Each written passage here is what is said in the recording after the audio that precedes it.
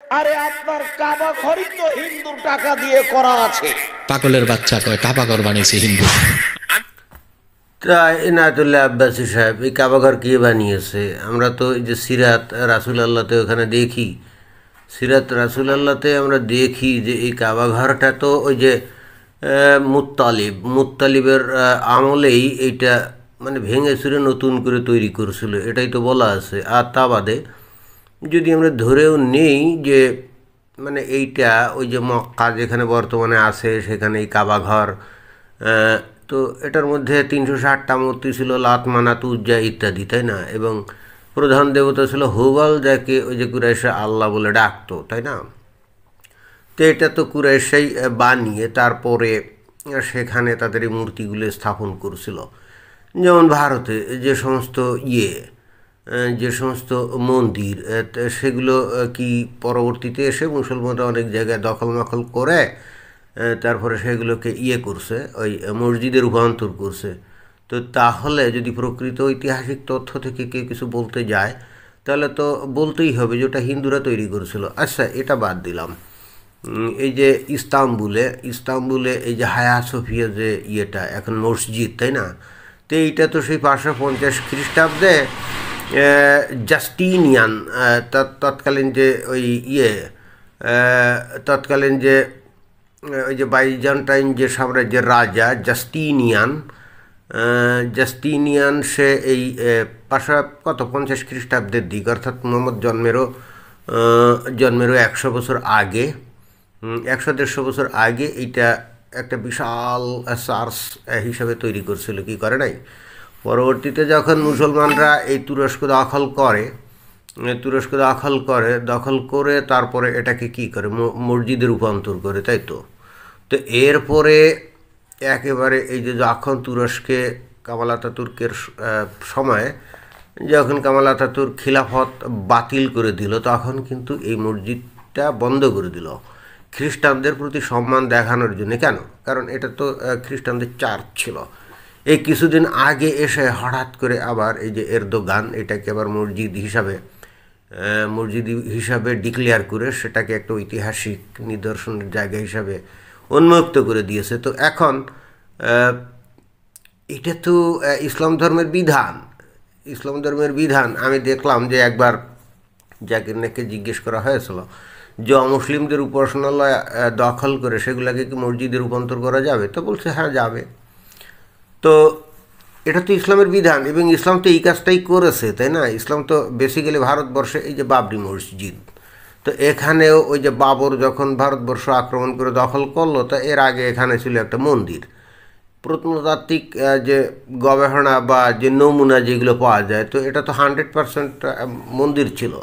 তো তারপরে সেটা জোর জবরদস্তি দখল করে তখন মুসলমানরা রাজত্ব করে আর ভারতবাসী তাদের দাস, সুতরাং তারা যা ইচ্ছে খুশি করছে। তো তারপরে সেখানে মসজিদ তৈরি করেছে এবং নাম হয়ে গেছে বাবরি মসজিদ, তাই না? এখন এই যুগে এসে যখন হিন্দুরা রাজত্ব করা শুরু করলো তখন বললো যে না, এটা আমরা আবার মন্দিরে রূপান্তরিত করব। তো তখন মুসলমানরা যুক্তি দিতে পারে যে দীর্ঘদিন ধরে আমরা যেহেতু এটা মসজিদ হিসাবে ব্যবহার করে আসছি, তো এটা নিয়ে গ্যাঞ্জাম করার কী দরকার আছে? কিন্তু যদি স্ট্রিক্টলি যদি মানে করা হয়, বিতর্ক করা হয়, তাহলে এই জায়গাটা তো কোনোভাবে মুসলমানদের হতে পারে না।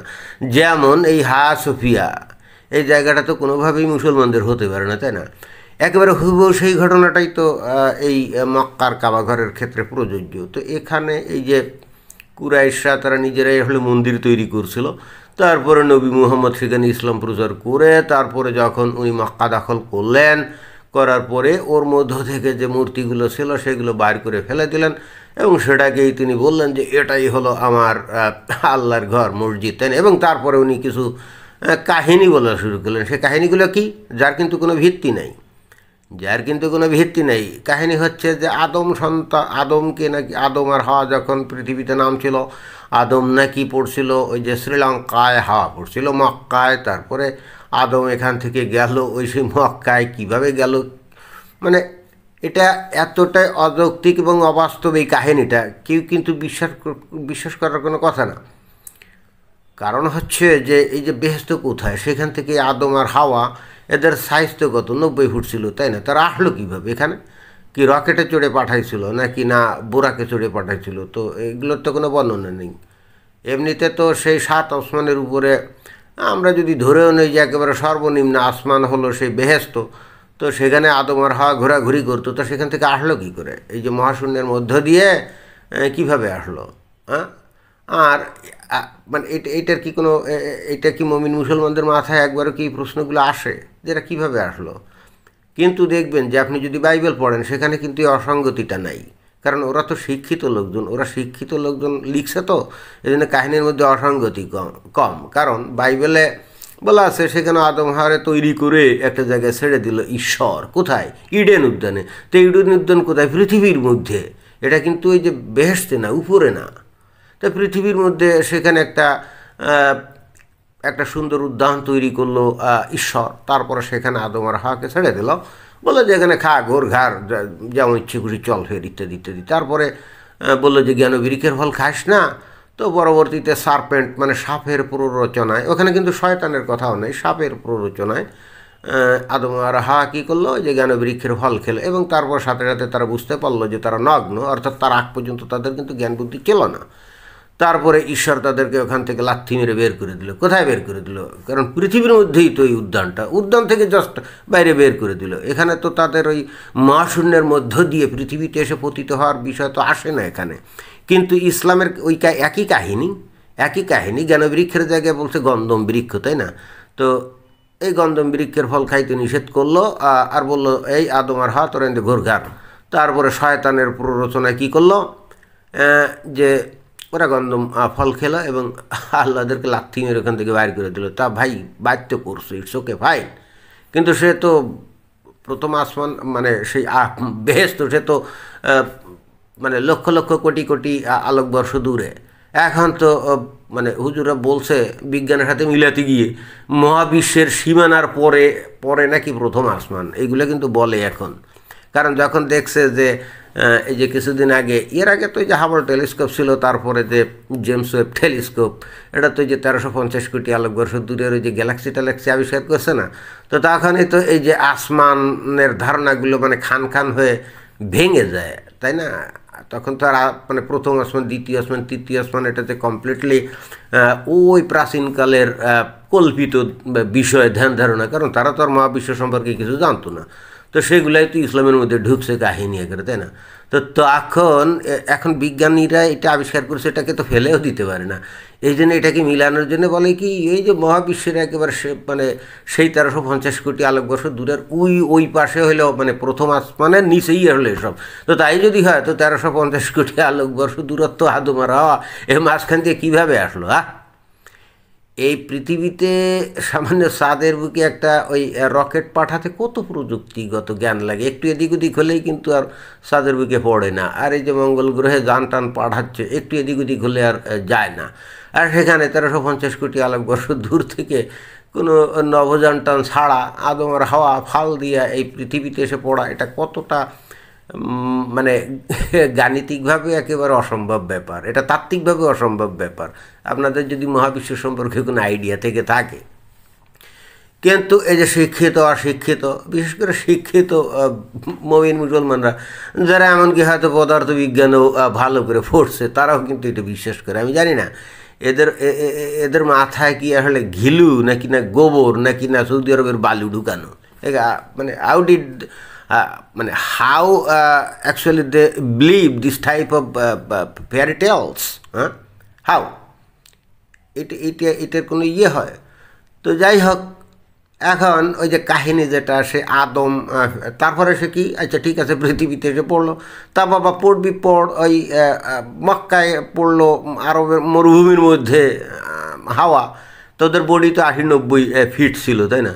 তো তাদের বিশাল খাবারের দরকার ছিল না। তো মক্কায় ওখানে যে মরুভূমি, যে ঊষর মানে খাদ্য তো দূরের কথা, ঘাসও জন্মায় না, কোনো গাছগাছালি তো দূরের কথা, ঘাসও জন্মায় না, কোনো পানিও নেই।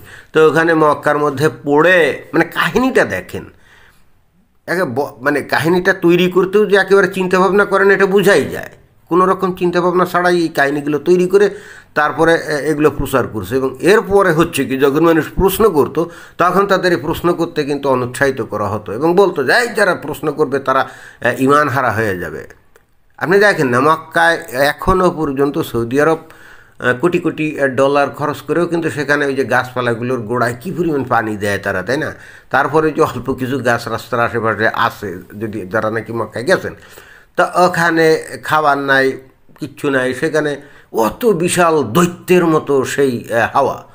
মানে যখন এই কাহিনিটা বলা হয় তখন মানুষ ধরে নেয় যে হাওয়া মনে হয় সাধারণ মানুষের মতো আকার ছিল, কিন্তু আসলে তো তা না। তাদের আকৃতি ছিল তো দৈত্যের মতো, 90 ফিট, তাই না? হাওয়ারও নাহলে 5 ফিট কম, 85 ফিট, আর আদমের হলো কত, 90 ফিট, তাই না?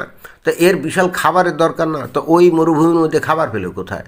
হ্যাঁ, আর তাবাদে পড়বি ফট, দুইজনে এক জায়গায় পড়বি না, না কি একজনে নাকি শ্রীলঙ্কায় ফেলছে। আরে কি অদ্ভুত ব্যাপার, শ্রীলঙ্কায় ফেলতে যাবে কোন দুঃখে? আল্লাহ শাস্তি দিয়েছে, চোখে ফাইন, বাট দুইটারে এক জায়গায় ফেলবে না। তো এরপরে এদের যে বিশাল খাদ্য চাহিদা, এটা তো ভয়ঙ্কর একটা ব্যাপার। তো যাই হোক, এই উদ্ভট কিসা কাহিনী এইগুলা আছে, এগুলা তৈরি করছে এবং পরবর্তীতে এই আদমই নাকি ওই কাবাঘর তৈরি করছে, বুঝছেন? ওই জন্যই কিন্তু এনায়েতুল্লাহ আব্বাসী এই যে কথাটা বলছে, এই যে এই আব্দুর রাজ্জাকের এগেনস্টে কথা বলছে, কারণ এনায়েতুল্লাহ আব্বাসী কিসা কাহিনীগুলাকে এই বা মানে আসলে বিষয়টা হচ্ছে যে এখানে তো খুব ইন্টারেস্টিং ব্যাপার যে কাবাঘরে যদি পৌত্তলিকরা করে থাকে, তারপরে যদি এটাই যদি ইসলামের সূতিকাগার হয়, তাহলে এটা তো কমপ্লিটলি একটা অবৈধ বিষয় হয়ে দাঁড়ায় না? এখন এনায়েতুল্লাহ আব্বাসীর কাছে এটা পছন্দ না।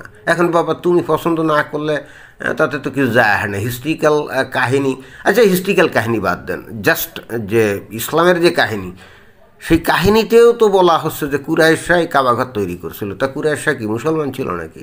তারা তো পৌত্তলিক ছিল, অর্থাৎ এই পৌত্তলিকদেরকেই তো আব্দুর রাজ্জাক বিন ইউসুফ মানে সালাফিরা হিন্দু বলে, তাই না? তাহলে সেক্ষেত্রে আব্দুর রাজ্জাক বিন ইউসুফ তো সঠিক কথাই বলছে।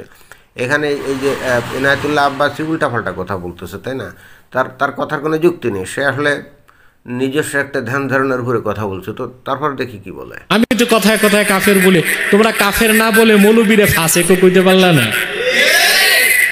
ফাসেক যদি নাও কই, এতটুক বলতে পারলা না যে আপনার কথায় কষ্ট পাইছি?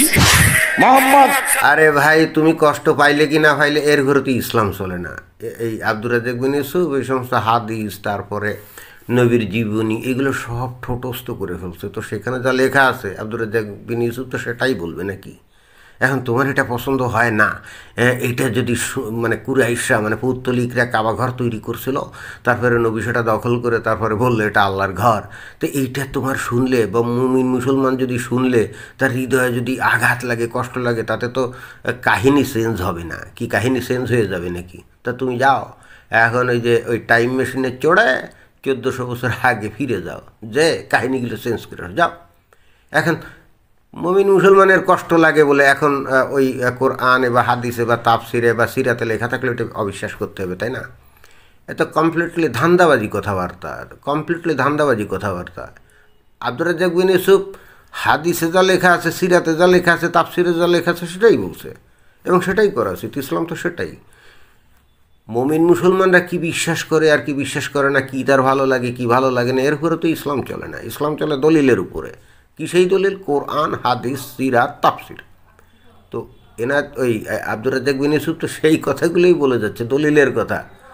এখন এনায়েতুল্লাহ আব্বাসীর এটা মনে কষ্ট লাগছে, এই জন্যে সে হঠাৎ এই আব্দুর রাজ্জাক বিন ইউসুফকে দেখলাম যে একদিন শয়তান বলল। তো শয়তান বললে তো আর কাফের বলার দরকার পড়ে না, কারণ কাফেরও চাইতে শয়তান তো আরও বেশি বড় গালি, তাই না? তা এইটা হলো সমস্যা। এই যে এক শ্রেণীর মোল্লা মৌলবী আছে যারা কুরআন, হাদিস বা সিরাত, তাফসির ইত্যাদি কিতাবে যা লেখা আছে এইটা তাদের বিশ্বাসের এগেনস্টে গেলে সেটা নামের নিজস্ব কাহিনী তৈরি করে এবং নিজস্ব ধ্যান ধারণা এগুলো উগরে দিয়ে বলে এটাই ইসলাম। তো এইটা তো ইসলাম না, তাই না? দেখে তারপর ইসলামের বাপ দাদারা কাবা ঘর নির্মাণ করেছেন, তখন তো কেউ মুসলমান হয়নি। একেবারে খাঁটি কথা। তো আসলে তো হযরত একটা হাদিসেও তো আছে যে নবী ওই যে আয়েশাকে বলছিলেন যে তোমার পূর্বপুরুষরা, তোমার পূর্বপুরুষরা যদি এই মানে কাবাঘরের কোনো একটা বিষয় বলছিল, মনে হয় হাতিম নির্মাণ বা এটার কোনো একটা বিষয় বলছিল, যে তারা যদি এইটাকে এইভাবে তৈরি না করতো তাহলে আমি এটাকে এভাবে তৈরি করতাম, অর্থাৎ বাপদাদারা। তা বাপদাদারা কারা? বাপদারা মানে বাপদারা কখন তৈরি করেছিল? ইসলামের আগে না। তা তারা কী ছিল? পৌত্তলিক ছিল না। এবং এই পৌত্তলিকতার বিরুদ্ধেই তো হযরত মুহাম্মদ এই যে একত্ববাদী যে মানে তার বিশ্বাস অনুযায়ী বা তার ধারণা অনুযায়ী একত্ববাদী যে ইসলাম প্রচার করলো, তাই না? তো যদি ইসলাম প্রচারের আগে ওইটা ওই আয়েশার বাপদাদারা এটা তৈরি করে থাকে, তো কারা তৈরি করছিল? সেই পৌত্তলিক কুরাইশা করছিল না, মানে হিন্দুরাই তো করছিল। এটাই তো সঠিক, এটাই তো দলিলে লেখা, নাকি ভিন্ন কিছু? আচ্ছা, আপনারা যারা এখানে আমার বক্তব্য শুনছেন মুমিন মুসলমান আছেন, কি এটাই সঠিক না? তা এখন এনায়েতুল্লাহ আব্বাসীর এটা পছন্দ না, তার কষ্ট লাগছে। নবী আল্লাহর ঘর, কাবা ঘর কেন পৌত্তলিকরা করবে? এইটা তো আমাদের ধর্মের এগেনস্টে চলে যায়, বা এটা বিশ্বাসের এগেনস্টে চলে যায়, বা এইটা তো আসলে খুব একটা খারাপ জিনিস। আরে ভাই, তোমার কাছে খারাপ লাগলে তো দলিল তো চেঞ্জ হবে না, তাই না? হযরত মুহাম্মদ যে কোনোভাবে কাহিনি কিচ্ছেগুলো বলে গেছে, লিখে গেছে, এবং সেভাবে লেখা হয়ে গেছে, এখন এটা তো চেঞ্জ করা যাবে না, তাই না? আরে মিয়া, বহুত তোমাদের বলি এই মৌলবীগুলো খ্রিস্টানদের কাজ করতেছে। এই যে দেখছেন, তার মানে কোরআন, হাদিস, সিরাত, তাফসির থেকে আপনি সঠিক তথ্যটা যদি আপনি উল্লেখ করেন, তাহলে আপনি হয়ে যাবেন খ্রিস্টান আর ইহুদিদের দালাল। দেখছেন কি ভয়ঙ্কর অবস্থা? তার মানে এই আমার তো মনে হচ্ছে এনায়েতুল্লাহ আব্বাসীর কিছুদিন পরে কি বলবে জানেন? বলবে যে কোরআন, হাদিস আর এই সিরাত এইগুলা বেসিক্যালি ইহুদিরা লিখছে। আমার ধারণা তাই বলবে, কারণ কোরআন, হাদিস, সিরাত, তাফসির থেকে আপনি যদি রেফারেন্স দিয়ে কথা বলেন, তাহলে আপনি যদি হয়ে যান ইহুদি আর খ্রিস্টানদের দালাল, তাহলে ওই যে রেফারেন্স যেগুলো দেয়া হলো, ওই অর্থাৎ কোরআন, হাদিস, সিরাত, তাফসির, এগুলো কি তাহলে ইহুদি আর খ্রিস্টানরা লিখছে? এটাই প্রমাণিত হয় না? এই এনায়েতুল্লাহ আব্বাসী বেসিক্যালি সেটাই বলতে চাচ্ছে না। অর্থাৎ এনায়েতুল্লাহ আব্বাসী নিজস্ব মন গড়া একটা ইসলাম তৈরি করে সেটা পাবলিককে খাওয়াতে চায়। কিন্তু এনায়েতুল্লাহ আব্বাসী, তুমি এই সমস্ত কথা বললে পাবলিক এটা মানবে না। কারণ হচ্ছে আজকে এই যে কোরআন, হাদিস, সিরাত বা তাফসির যেগুলো ইসলামের দলিল, এগুলো কিন্তু অনলাইনে অ্যাভেইলেবল, রাইট? একেবারে সবগুলোর ভার্সন অনলাইনে পাওয়া যায়। তুমি উল্টোপাল্টা কথাবার্তা বললে পাবলিক সেটা খাবে না। আর ইহুদি নাসারা কাফেররা তো আছেই, আর উটকো নাস্তিকরা তো সারাক্ষণ এই সমস্ত রেফারেন্স এই কিতাব থেকে একেবারে দলিল বের করে করে দেখায়। তো আব্দুর রাজ্জাক বিন ইউসুফ, তারও হয়তো খারাপ লাগে হয়তো বিষয়টা, কিন্তু সে অন্তত অনেস্ট। সে কিতাব থেকে যা শিখছে, যা জানছে, সেটাই সে বলে। এখন দুর্ভাগ্যক্রমে সেটা আবারই ওই ইহুদি নাসারা কাফের উটকো নাস্তিকদের কথার সাথে মিলে যায়। কারণ ইহুদি নাসারা কাফের বা উটকো নাস্তিকরাও তো ওই যে কোরআন, হাদিস চর্চা করে সেখান থেকেই তো আসলে রেফারেন্সগুলো দেয়, তাই না? তো বিষয়টা তো যতই খারাপ লাগুক, এখন মিলে গেলে তো কিছু করার নেই। কারণ যারা নাকি সালাফিপন্থী, মানে আহলে হাদিস, তারা যেহেতু একেবারে হাদিস থেকে বা তাফসির থেকে একেবারে যথাযথ বক্তব্যগুলো দেয়, এখন উটকো নাস্তিকরাও সেটাই দেয়। তাই বলে কি দুইজনে মানে পরস্পর বন্ধু হয়ে গেল নাকি? না, তা তো হয়নি। এখানে উটকো নাস্তিকদের মানে কৌশলটা হচ্ছে যে ইসলামেরই দলিলে এমন অনেক কাহিনী আছে যেগুলো প্রমাণ করে যে ইসলাম কোনোভাবে সঠিক ধর্ম না, সত্য ধর্ম না, এবং এটা কোনোভাবে নীতিগত একটা ধর্ম হতেই পারে না। অর্থাৎ এর মধ্যে কোনো নীতিগত কোনো বিষয় নেই, এর মধ্যে আছে বর্বরতা, নিষ্ঠুরতা, খুনাখুনি, মারামারি। এখানে কোনো মারেহতি ব্যাপার স্যাপার নেই, পবিত্রতার ব্যাপার স্যাপার নেই, এখানে কোনো আধ্যাত্মিকতার ব্যাপার স্যাপার নেই। এবং এই ধরনের বিধিবিধান এখন সমাজে কোনো সমাজে চলতেই পারে না। যদি চলে তাহলে তারা একটা বর্বর সমাজ তৈরি করবে, এটাই হলো নাস্তিকদের উদ্দেশ্য।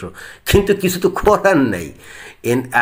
আর আব্দুর রাজ্জাক বিন ইউসুফ আসলে সেটা মনে করে না, মনে করে যে ওই ইসলাম নবী যেটা পালন করে গেছেন ওইটাই হুবহু আজকে যদি চলে তাহলে হবে একেবারে দারুল ইসলাম, একেবারে শান্তিপূর্ণ একটা সমাজ। এটা আসলে বিশ্বাসের ব্যাপার, তাই না? তো যাই হোক, এখানে এই মানে এনায়েতুল্লাহ আব্বাসী আসলে রসালো টাইপের কথাবার্তা বা নিজস্ব ধ্যান ধারণা থেকে মানে ইসলাম তৈরি করে সে এই মানুষের কাছে প্রচার করার চেষ্টা করছে। আপনারা এই পর্যন্ত আমার বক্তব্য অথবা মনে করেন যে বিভিন্ন সময়ে বিভিন্ন বক্তব্য যেগুলো শুনছেন, আপনারা দেখবেন যে আব্দুর রাজ্জাক বিন ইউসুফ কিন্তু কমপ্লিটলি বানিয়ে কোনো কথাই বলে না, একেবারে জেনুইন মানে কিতাবে যা লেখা আছে সেটাই বলছে, তাই না? এখানে এনায়েতুল্লাহ আব্বাসী কিন্তু মন গড়া কথাবার্তা বলে যাচ্ছে, বুঝছেন? তো যাই হোক, এনায়েতুল্লাহ আব্বাসী যতই এখন ওই আব্দুর রাজ্জাক বিন ইউসুফরে শয়তান বলুক তাতে কিছুই যায় হয় না, আর যতই তাকে বলুক যে সে হলো ওই যে ইহুদি বা খ্রিস্টানদের দালাল, তাতেও কিছু যায় হয় না।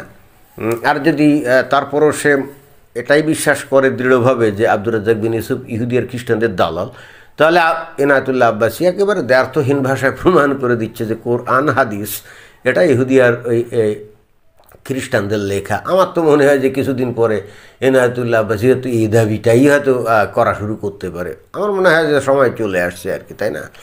তো এটাই ছিল বক্তব্য। ধন্যবাদ।